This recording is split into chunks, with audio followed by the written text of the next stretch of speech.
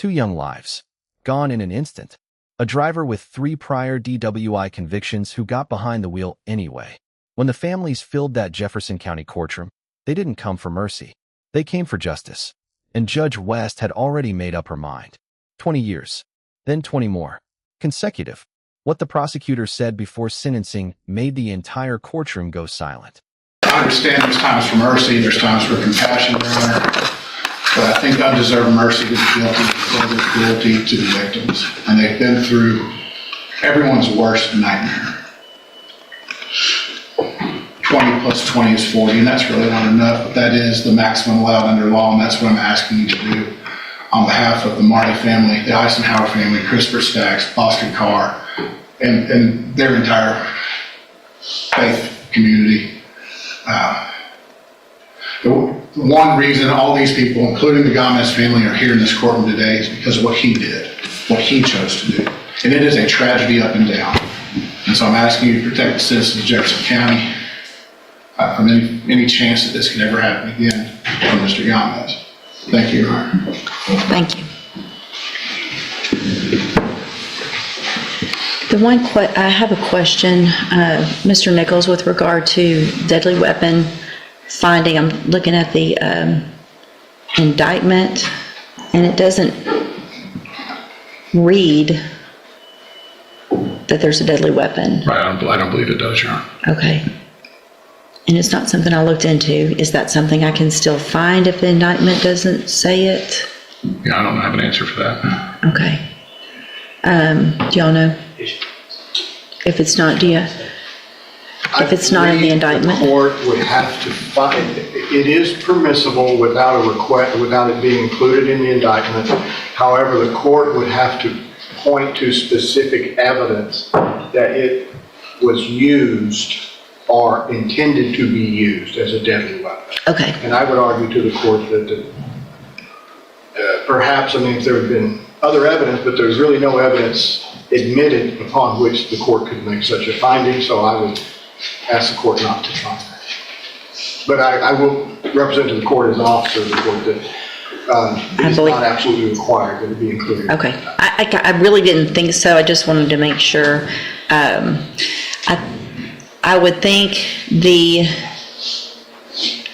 I guess, Mr. Young, would you disagree with the information that is provided in the pre-sentence report that everyone has agreed that I review, that I could use that as far as, since I've taken judicial notice of that, the letters and everything else, that would be, would you have an objection for me using that if I were in fact to make a finding of a deadly weapon?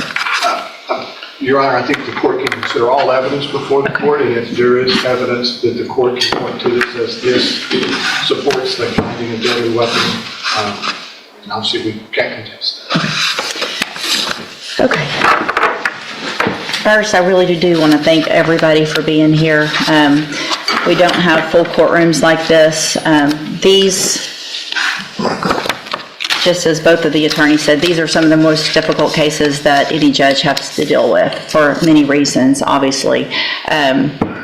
Mr. Gomez, had you been in, well, I'm not sure that it would matter, but had you been in here and this was your first DWI, there might be some sense of what your attorney was asking for me, which is true. I mean, I have to detach myself from the emotional part, which is, it's impossible, but it's required, and I do the best I can to do that. And there are things about you and your life in the past that are good. There are things that the 3 prior DWIs should have taught you. Your age, you're 52 now? 53 now.